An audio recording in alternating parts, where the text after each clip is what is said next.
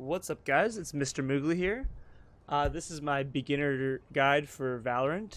I will be going over everything you need to know to get started in this game. I'll be going over settings, movement, a couple essential agents to pick, and how you should be picking your operators when you play the game, some general defense and attack strategies, and communication and economy. I'll be going over all that. Yeah, hopefully this helps. So let's just first start off with the settings. So this is probably the most important thing you obviously want to start off with. Language, self-explanatory, whatever language you are, English or whatever. I assume if you're listening to me, you're English, right? But enemy highlight color. This one I changed to yellow. Protanopia. It's the one that stands out to me the most. I don't even know if I'm saying that word right. But yeah, this red I find it was too dark. I don't know. I didn't really like it. The yellow is kind of brighter. It helps. To me, it helps the enemies stand out a little bit more. Sensitivity. This is just you want to do something that you're comfortable with. Don't change this all the time. Just like stick with something and something that you're comfortable with. And yeah, because you want to develop muscle memory. And muscle memory is the most important thing. If you keep switching up your sensitivity, if you want to like just keep trying to match different pros, you're never gonna get it. You're just gonna keep set yourself back every time you switch. And yeah, multiplier for your scope, I keep this at 1. Again, for muscle memory. Invert mouse off. I don't know why you'd ever want to have that on. Keep that off. This is personal preference. Cycle next previous weapon wraps inventory. Pretty much just means if you scroll weapons when you switch, when you're on the very end of it, like say you're on your knife, it'll go right to your gun and then your pistol and your knife, and it'll keep going through and keep going through until you stop scrolling. If you have this off, you can scroll as much as you want, but once you get to the end, like for instance, once you get to your knife, it'll stop scrolling, or once you get to your rifle, it'll stop scrolling. So I like to have it off, but personal preference. Minimap, again, this is personal preference. Most people like to have it on fixed, where the minimap doesn't change, but I like to have it on rotate, so I always know which direction is my right and my left. For me, it's easier. Again, personal preference. If you have it on fixed, you can see you can change this option here, fixed orientation. If you do fixed, I would recommend fixed orientation would be based on side, so that way you do have perspective and it's still easy for you to tell which way is right and which way is left when you're looking at the map. You don't have to do it all in your head and switch stuff around in your head. It just makes it a lot easier. Keep player centered. I keep this off because it changes your minimap. See, I can see my whole minimap there. If I turn this off, or sorry, on, you can't see the whole minimap. So I like to see the whole minimap at all times, especially because of Omen. You can smoke very far with Omen. And you see, I can't see the I can't see the smoke now. If you have it off, see it smoke. See, and then I can smoke C from A, for instance. Oh. Shadows traveling. Accidentally pressed D, and you see it all the way over there. And if I have this off or on, sorry, can't see it now. So keep that off. Minimap size, again, just mess with this personal preference, but I like it at 1.1, 0.9. See the size of it, it's really good. I can see the whole map, everything's really legible. Minimap vision cones, keep this on, or I keep it on, tells you the line of sight and everything, but really you don't need it. You can keep it off if you want, so you can see the difference here. See, it just shows my point, like you can still see which way people are looking. So, but I like to keep it on. Show map reading names, this is personal preference, I just keep it on. And here you keep everything to default except for show blood. If you keep it off, it actually helps with your frames and there's less stuff going on when you shoot people. So I recommend putting blood off. Everything else you can keep on. Showing corpses, one of the ults actually requires corpses. 2 of them actually, because one you need to resurrect and one you can, Cypher has an ultimate where you can throw his hat on a body and he can just essentially just see people's locations. And actually, little tidbit, when he uses that ultimate, his head hitbox actually gets smaller. He's harder to see. It's harder to hit. But moving on. Controls. These all personal preference. One thing here, toggle crouch. This is personal preference. So if it's off, I hold crouch and I'll hold control and then I'll crouch. And then when I let go of control, it'll stand up. If it's on, I'll have to press it twice. So I'll press control to crouch and then control to stand up. So I prefer to have it on toggle. Default movement mode though, always keep this on run. It's just better. And then you can hold shift to walk around and mask your movement and stuff. But in the heat of the moment when you're running around, you don't want to have to be holding another key. It's just too much going on with your fingers. And this is all just key mapping. I kept all my stuff pretty much the same, except I had to change a few things around because of push to talks. But again, all of this is personal preference. To crosshairs, okay, now this is a big thing. So see, I have a red crosshair. If you use the red outlines, you're not going to want to use the red crosshair, obviously. But pretty much you want a crosshair that stands out from the environment and stands out from whatever outline you choose to use. I like to use red. A lot of people like to use the cyan one. This is also another really good one. And green is really good. So me personally, I like to use red. So this is personal preference, but for the most part, like, you don't want a big crosshair, first of all. Like, I'm pretty thick here. Some people have like a little bigger gap. I'll show you here. Sorry, that's the thickness. Inner line offset, this is the gap. See? Some people go like this, some people like that. You can see the whole head in the middle of it. I prefer mine like that. Again. And then like this.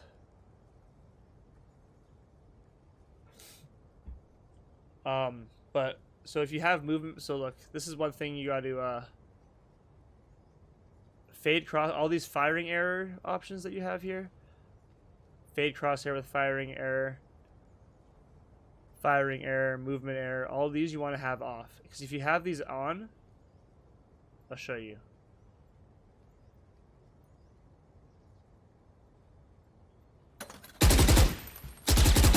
The crosshair moves. And this is good when you're learning. Like, if you want to learn and practice like strafing and shooting, like when your crosshairs get small, you shoot, right? So that way it's accurate. Crosshairs small, you shoot, so it's accurate. You can practice like that. If you're learning, it'll help you. And we'll go over this a little bit more in the movement section. But while you're playing the game, you don't want this, because this is just more things that your eyes are distracted by, more movement. It makes it actually a lot harder to aim. So if you keep this static, it's less distraction on your eyes, and it's just better. Don't have the moving crosshairs, trust me. So turn it. Oh shoot! Turn all these off.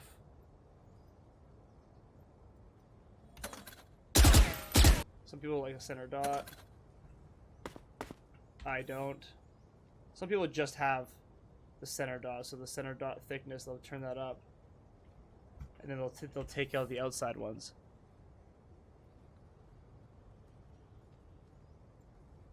And they'll just lose this. This is something I see some people see. I don't like this because it ends up covering what you're trying to shoot. I'd rather be able to see what I shoot. But again, personal preference. It's stuff that you can mess around with. But one thing's for sure, turn off all the firing arrows when you're ready to go in game. If you're using it for aim training, there's one thing, but if you want to, when you're going into game, turn them off. It makes it a lot easier. So the video settings here, you want to do resolution at 1920 by 1080 or whatever the highest resolution you can do is. Full screen always. If you do windowed mode or windowed full screen, you lose frames. You lose FPS, frames per second. Monitor. Whatever monitor you're using, obviously. And then you want to fill. So the aspect ratio, you fill it. Limit FPS on battery. If you're not using a laptop, this doesn't matter. But if you are using a laptop, I mean, it saves battery power, but you're not going to get all the frames, so I would just turn it off. Limit FPS in menus and keep it on or off. Really doesn't matter. Limit FPS in the background. All this means is when you're minimized. So if you're streaming this game, for instance, and you minimize it, and you're using game capture, your stream will still capture the game, but it'll only give whatever you limit here to. So I limit it to 30 frames per second if I'm minimized. And then limit FPS always. This is what you want to turn off. So because that will cap your FPS rate, your refresh rate. You don't want that to, especially if you have a 144 hertz monitor or a 240 hertz monitor. You do not want to do that. So keep that off. That's the important one. Let's go over to graphics quality now. So this, I run on medium because it looks better, a little bit better from when I'm streaming. High looks the best, but in a competitive setting, do low. You'll gain about, from high to low, you gain I think about 20 frames per second minimum from going from high to low. So it's a lot of FPS. Everything else here, these don't really make a difference. Just lower them all and they all give you a little FPS boost. VSync, you definitely want that off. It'll help your frames. Vignette, you want that off as well. Don't really know what it does, but you save frames when it's off, so keep that off. Anti-aliasing, I would do none. Anisotropic filtering, 16 times. You will not. This gives better quality at long range, and you don't lose many frames per second for it. So put that at 16 for sure.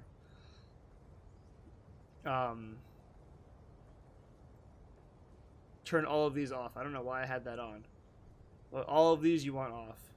Improve clarity off. You have frames. You have FPS boosts with all of these off.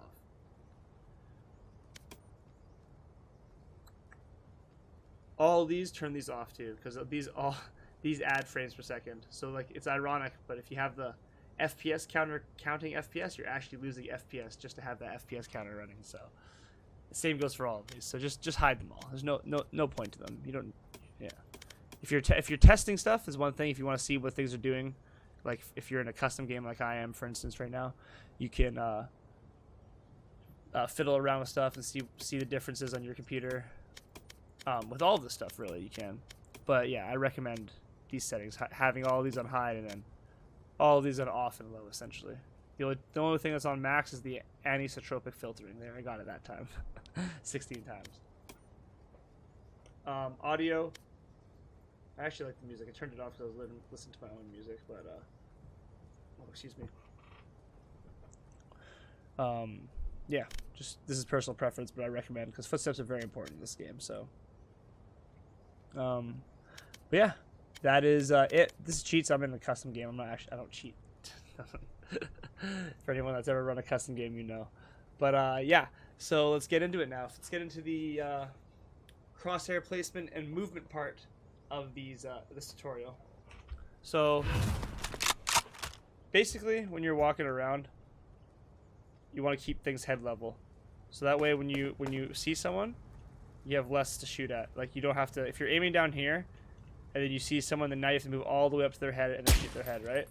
I'm gonna show you a clip right now. It's not of me. This actually happened like literally the last time I played this game. That's why I want to show it to you. It's a really good clip of my buddy. He goes in a 1v5, wins it. It's actually a 1v4 with a res, but it's essentially a 1v5. And you can see his crosshair placement through everything. He doesn't have to move his crosshairs at all. He just walks around and taps people in the head. So here is that clip. Alright, so if you guys look at this clip here, you notice him walk around and he keeps his crosshairs almost perfectly head level the whole time. So that when he shoots each guy, he barely has to move his crosshair. So here he knows there's a cipher, so he knows there's a camera, see?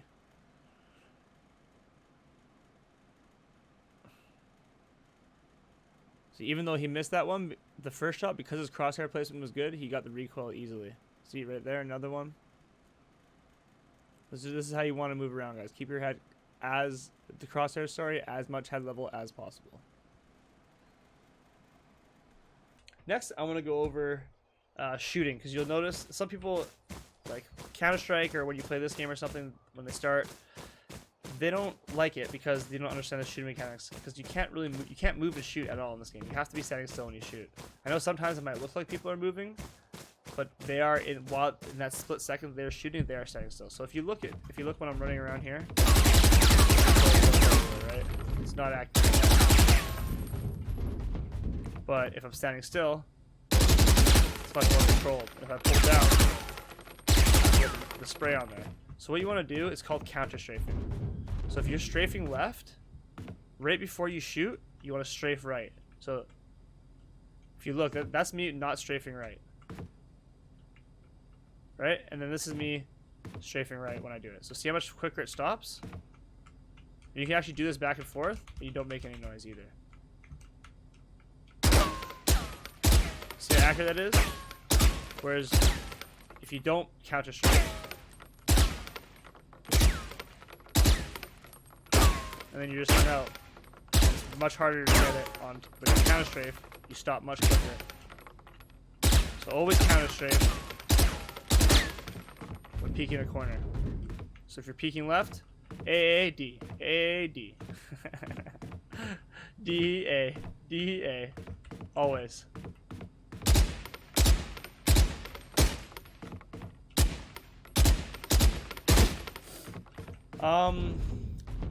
Next, we're gonna go over quickly the difference between ADS and hipfire in this game. First of all, when you right-click or use your alternate fire, it does different things for most guns. For instance, the Bucky, when you left-click it, it does a wider spread, and when you right-click it, it's like a slug for range. So left-click for short range, and right-click for longer range. For this, the Bulldog and the Stinger, these two guns, when you zoom in, they turn into burst fire guns. So you have to keep clicking in order to shoot. If you just hold it down, it will stop shooting. When you are hip firing, it will do full auto. The Stinger operates in the exact same way. When you're aiming down the sights, it's burst fire. And when you are hip firing, it's full auto. I zoom in, so look at my recoil here. The spray is actually above the crosshairs. Whereas with it, when you're aiming down the sights, the bullets actually go where your crosshair is aiming. This is the major difference between the two firing modes. One thing you should take note of, though, is when you are aiming down sights, you shoot about 10% slower. So your rate of fire actually goes down. Use it, but again, that's personal preference. But I would recommend getting used to hip firing from long range, because the gun shoots much faster. And holding angles. So holding angles in this game, you don't want to hold pixels. As nice as pixels are like this, if you're holding this pixel, someone can actually stand to the left of this on the wall. So if I'm standing right here, someone can be standing like right here. Here. And I won't be able to see them, but they'll be able to see me. So you want to hold a bit wider angles. The same thing when you're aiming at a corner. You don't want to hold the angle like right here. You want to hold it a little bit past it, because they have to clear. They have to walk out in order to peek that. They have to expose half their body, right? And the farther back you are from an angle, the less of your body the enemy will see. Always try to hold an angle from farther back if you're holding an angle. Next, we're going to go over quickly, before I get into attack and defense, I'm just going to quickly go over a couple of essential agents to pick. Definitely, you always want to have a Sage on your team, because there's no other no other agent that heals people, no other agent that resurrects people, and she has really strong slows and her wall. She's really strong. You see, she needs to be picked every time. And also, you want some sort of smokes. Now, Jet has smokes, but her smokes only last a couple of seconds, so they're kind of useless for actually performing an execute onto a site. So you want to have Brimstone or Omen, for sure. Now, Brimstone does get 3 smokes, but Omen doesn't have to pay for his smokes, and his smokes recharge. Cover going out. And he has more range on it. So I personally prefer Omen, but then Shadows traveling. Different sites and different spots. Like Omen is better at some, and then Brimstone's better at some. And also, Omen's a little bit more versatile, but Brimstone is very strong. I think, like, overall, especially if you're in like a competitive setting with 5 versus 5, and like you're with a whole stack, I think Brimstone's probably stronger in most cases. But yeah, I'll go over them more in depth in my next videos. I'm gonna be doing a lot of these tutorial videos, by the way, guys, a lot of them.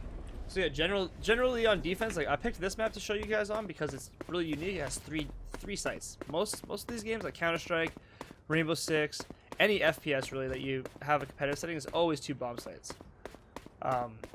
So pretty much on this one, you want to have one person holding C, and usually you want this to be like a Sage or a Cypher, something like that can like really deny a site by themselves and gives their team enough time to rotate should the team decide to push long.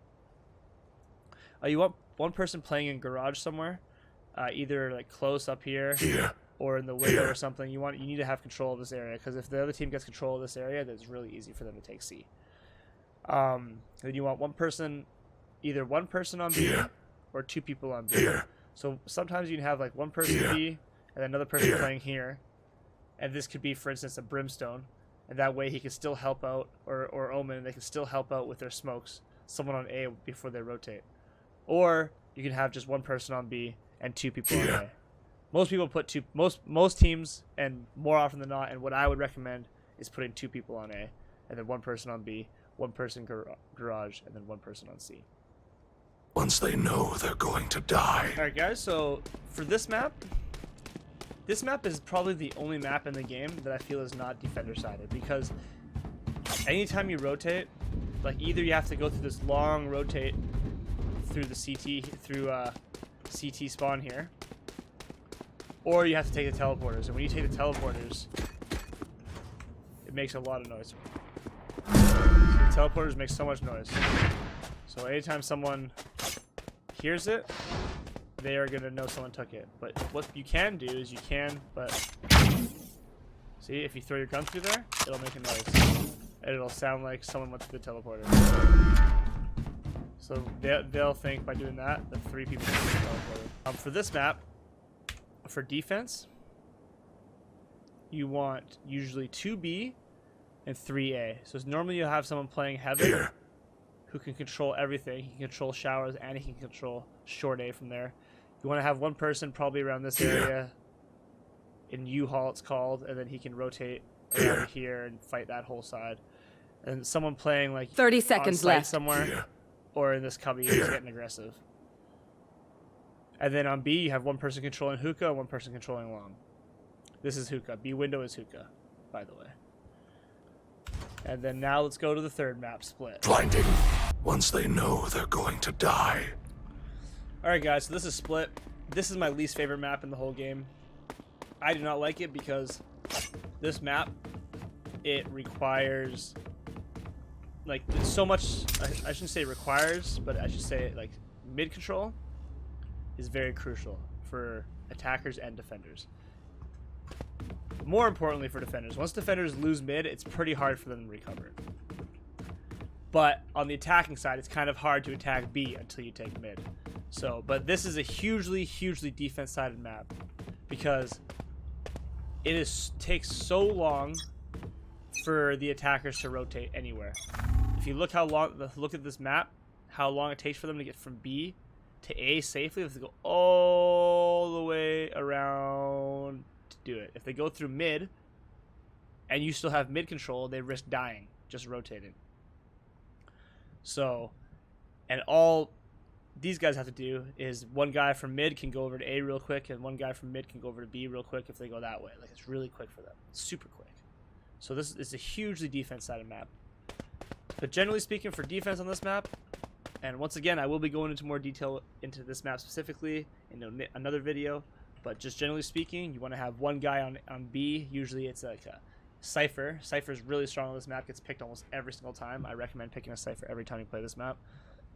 Either, if not you, either someone on your team, because he can control B by himself and slow them down enough where whoever's playing mid can go up to heaven and help him. And when he's attacking, he covers the flanks really well with the tripwires. So he's really strong on this map. On my way. So you want 1 B, and you want 1 mid. Here. 30 seconds left. One mid vent side. My ultimate is ready. And then you would have 2 people on A. So 2A, 2 mid, 1 B. And yeah, that's it for all the general defenses. For general attack strategies, again, for each map I will be going in later videos into more depth into specific attacks. But generally speaking, there's 2 ways to play attack. There's either A, what I call bum rush a site, and essentially you just unload abilities onto there. So if you have smokes, you unload all your smokes on a site. If you have like a slow or like a wall in your sage, you'd put your wall up to block something.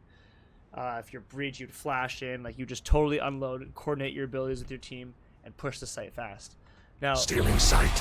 While this is good sometimes, you can't do it every time, because if people are expecting it, it's really easy to counter. If Sage just throws down a slow, you can have Raze with her rocket launcher thrown in there, or even her grenades or her C4s. There's a lot of stuff you can do. Breach can just send a flash in there. Breach can put any of his abilities really in there. Breach is super strong. But there's so much you can do if they know it's coming. So, like, bum rushing a site is good sometimes, but if it doesn't work out, you've wasted a lot of utility and it makes later in the round much more difficult, and you probably won't win it. So what I like to do for most of the time, and what you should be doing most of the time, is just playing for picks. And what playing for picks means is, so when you're attacking, you want to play for picks. So you'd have some people come, you'd put the bomb down somewhere, like you put it down over here, or in sewers or something, so that it's just out of the way, and when you're fighting people, they don't see the spike. So what you want to do is, like, you'd have one person playing B garage, maybe 2 people in mid here trying to get a kill. They use their abilities together, and maybe one person at A. So the defense doesn't really know where you're pushing. And then once you get a couple picks, it'll open things up. And then once you get a couple of those kills, then you can rotate and move and execute on the site. And also, when you're playing for picks, you can bait out their abilities. So when you're putting pressure on something, the enemy will start using their abilities. And if you're saving your abilities, that means you'll be in the advantage at the end of the round when you actually try to execute. Next is communication. Communication is huge, guys. You want to be calling out everything you see. If I see someone here, I'll be like, there's one heaven or sage heaven or something like that if I know who it is, or one vents. But communication is super important. I hate it. One of my biggest pet peeves is when people are like, oh, I didn't have anything to call out. You always have something to call out. If you're using your smoke, call it up. Be like, hey, I'm smoking garage, or I'm smoking mid. Cover going out. I didn't look at my mini map. I just guessed. Look how bad that smoke was. But yeah, you know what I mean? Or like, all right, I'm gonna teleport onto these boxes. I'm gonna come help you. Or they're pushing here. Communicate everything. When you're hearing someone, like, oh, there's one sewers. Like, it helps your team out so much, and it makes them not reliant on the mini map. So like, it's huge, especially when you're like, if you're solo queuing and you're finding you're not winning, you get frustrated with your teammates. Just call stuff out. Keep calling stuff out, and even if they're not communicating, if you're communicating, it'll help them play better, and you'll have a better chance of winning. Communication is one of the most, if not the most important thing for games like these, because teamwork is crucial. You can't do everything by yourself. It's not possible. And economy.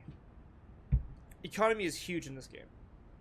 So if you win first round, there's 2 ways to go about it. You can either save the next round, because the other team's going to be saving for sure. You can save this round. You can just buy all your abilities to save, maybe buy light armor. And you can test your luck again and try to win another save round. Or you can light buy. What I like to do second round, if I win first round, is I like to light buy. I think it's stupid to give up your advantage. You just worked hard. You won the first round with pistols. You should take your advantage and buy like a bulldog or something. I recommend buying bulldogs, because when you buy a bulldog, you have good guns, for this round when they're saving, and next round when they're buying their guns, you still have a good gun that can still hit shots and compete, and you won't be at a disadvantage. You just ride that gun. What I like to do is I just ride the bulldog until I die. If you lose the pistol round, you want to save round 2, so that way when round 3 comes around, you can full buy your guns. If you don't save round 2 and you light buy, and then you lose round 2, round 3 you're going to have to save, and then round 4 is when you'll be able to buy, and that's going to put you even further in the hole. And yeah, and when you save as a team. It's not smart for, say, one person needs to save and he's going to save, but now the rest of your team is buying guns. So now what happens is you're one guy short, right? He doesn't have a gun, so you're essentially in a 4v5 here. So you're already putting yourself at a disadvantage. So you already have a harder chance of winning the round. And on top of that, if you do lose that round, say maybe now these 4 guys next round need to save. And then what, are you going to buy a gun by yourself and then waste another round buying? You always save together, and the next round you can all buy together. That way you only waste 1 round. If you split up your saves, each time you save, it's essentially a wasted round. So if you're saving 2 different rounds, then you're wasting 2 rounds instead of having to waste 1. And it doesn't make sense. So always, always, always, always, always save together. Thank you guys so much for watching. Hopefully this helped. You can see all my socials on the screen there. You can catch me live on Twitch, Mr. Moogly. If you liked what you saw and this was helpful, don't forget to like and subscribe, and I'll see you guys next time. Thank you.